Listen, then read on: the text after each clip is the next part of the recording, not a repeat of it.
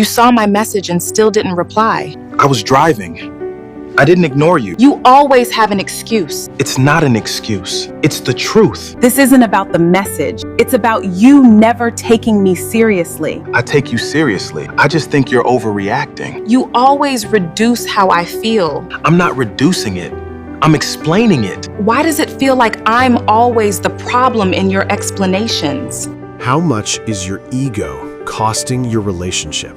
You might win the argument, but you're losing the person you love in the process. We're breaking down why being right is actually a trap, and how choosing peace over a sharp retort becomes the ultimate superpower for lasting emotional harmony. Let's break down what just happened.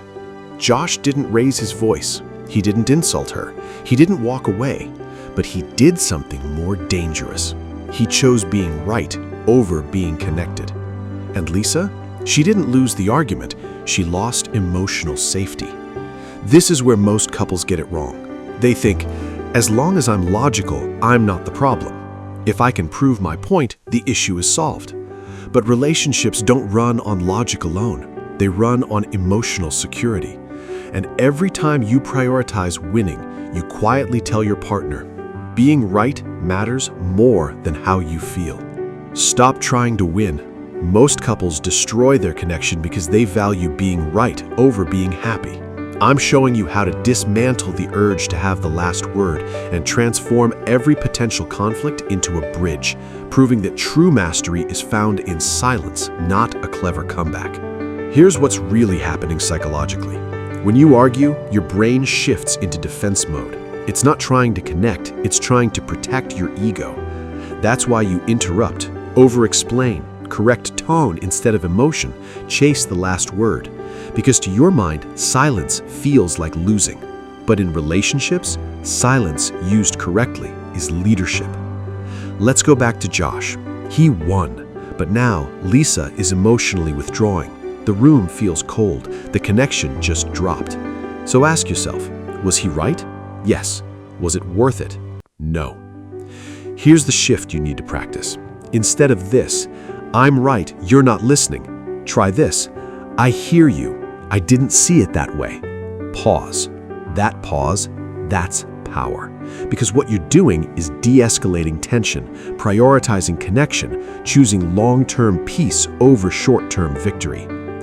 You don't lose your relationship in one big fight. You lose it in small moments like this. One unnecessary correction, one extra sentence, one need to finish your point. And slowly, love turns into distance. Clear lesson. Being right gives you a moment. Choosing peace gives you a relationship. You just won the argument, but look at your partner's face. Did you actually win anything, or did you just create distance? What would you have said differently in that moment? Wait, I don't want to win this. Then why does it always feel like a competition?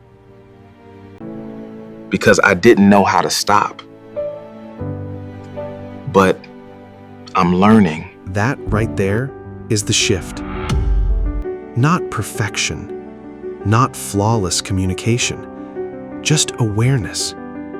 Josh didn't win this time. He chose something better, the relationship over his ego.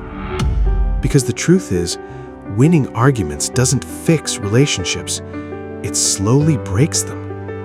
Every time you push to be right, you create distance. Every time you choose to understand instead, you build connection. And what Josh just did? He interrupted the pattern. He realized that the goal was never to prove a point. It was to protect the bond. Because in a healthy relationship, it's not me versus you. It's us versus the problem. Being right feels good for a moment, but being understood and staying connected, that's what actually lasts.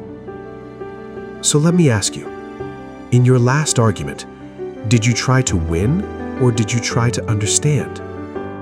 Be honest in the comments. What would you choose next time? Being right or choosing peace?